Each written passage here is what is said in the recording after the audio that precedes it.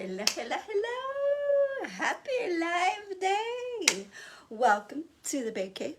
Hello. Are you out there? I've missed you guys all week. This month is Mental Health Awareness Month, so I thought I would look at the mental health aspects of getting healthy and weight loss. And that's why last week we kind of talked about doing a reset, because it's very important to the whole entire process. It's getting healthy and losing weight just isn't about eating right. It isn't about calories in, calories out. It's not about not eating when you really, really want to eat. It's not about exercise. It's not about doing the things. It's complete. It's a complete body that needs to be reset.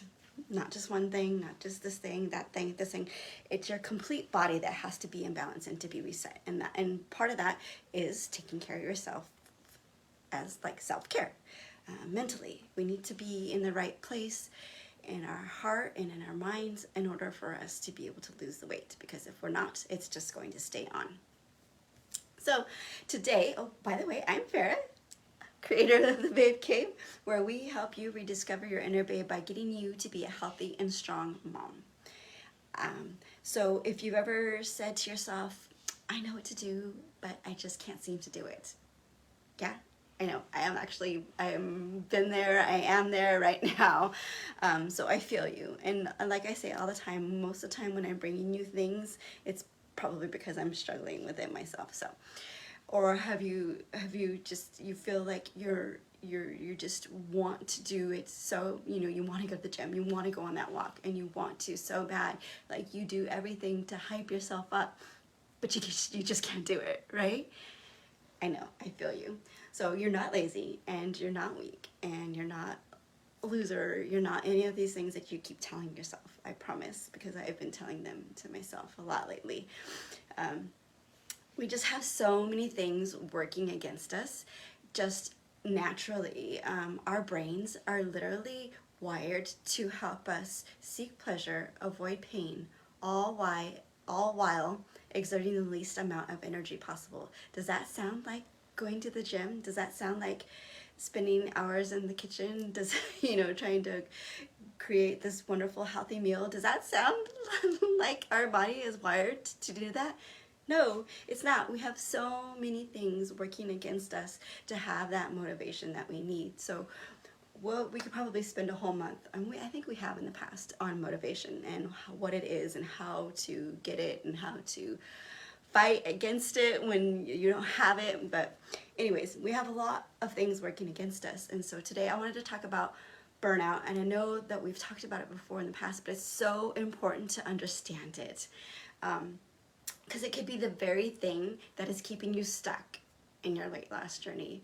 I know for me it partially is, but let's talk about what is burnout first of all. I mean, you guys all know, I would love to hear what your definition, what you feel like burnout is.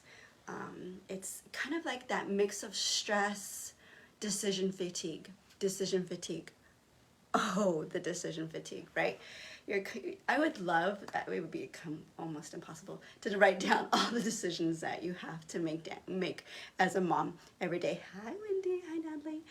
It's a lot, right? And so when it comes to making decisions about yourself, you're like, I just rather not. And so we end up being on autopilot. Autopilot is our best friend.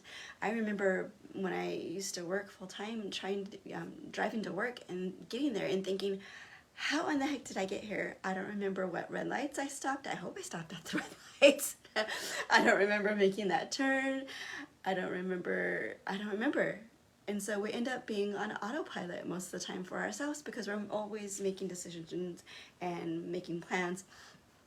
Like this week, I had to do the backwards math of being able to get to 3 different schools. And it's 4 different kids to 3 different schools on time.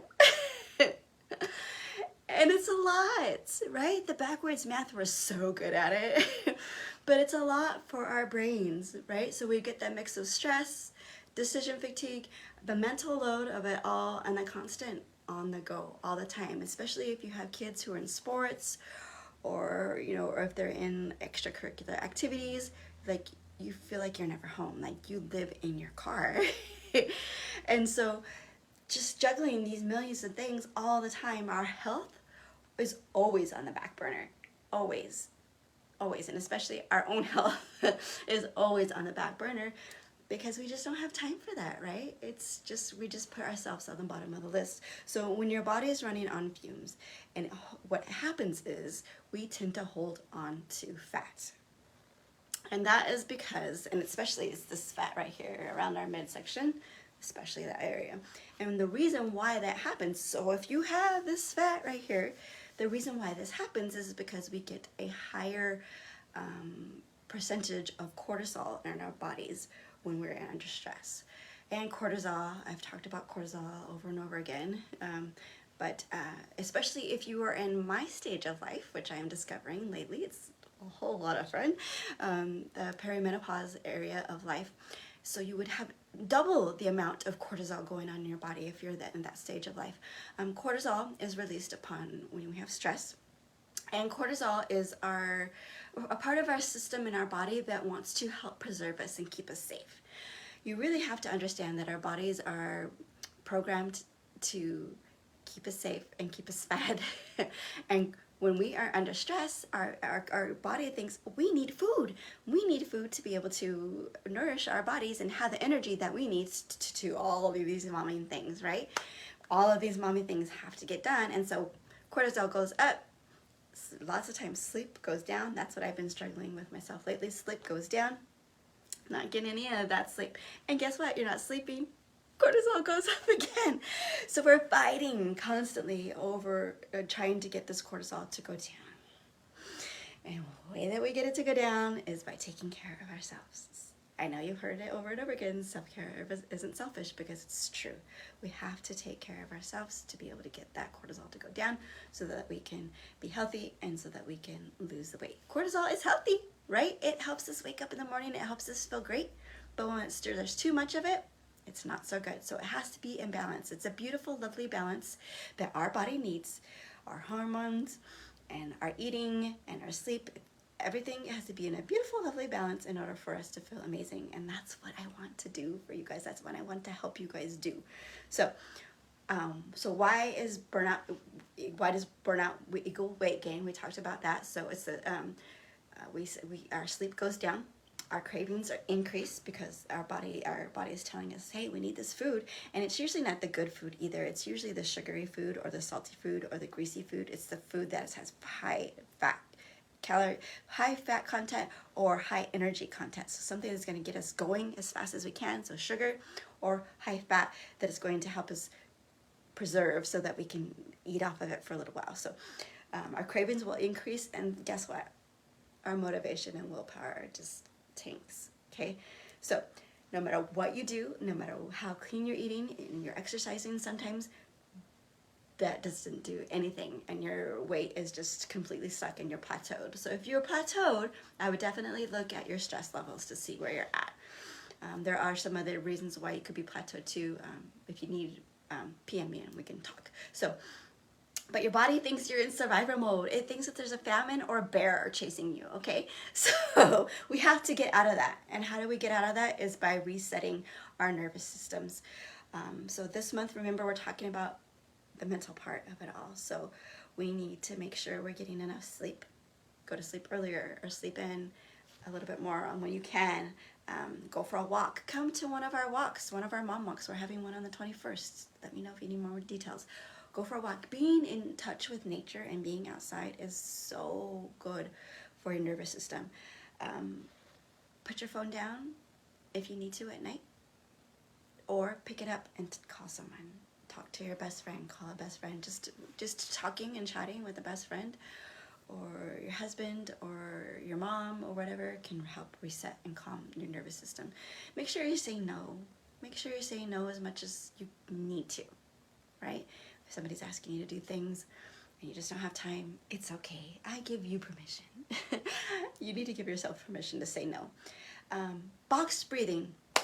Have you ever heard of box breathing before?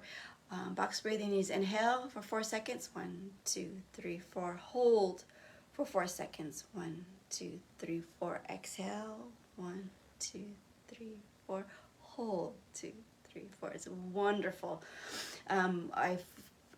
There's really great YouTube videos that have these circles on them, and they will actually time your breathing for the box breathing. It'll come in, and then it'll go out again. So it's really nice to kind of sit and meditate. Meditation is very good to help with your resetting your nervous system. I've tried some things like somatic breathing, like some somatic breathing videos up on YouTube. They are so good for releasing any tension and to get your nervous system reset.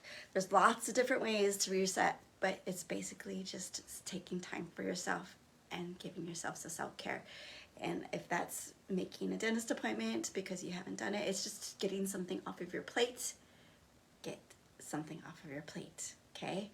You need to do it. Otherwise, you're gonna be this big old stress ball of mess, and you're not going to be able to reach your health goals. And we want you to be around for those cute little ones that you have. I hope you have a wonderful weekend. I love you, ladies. Bye.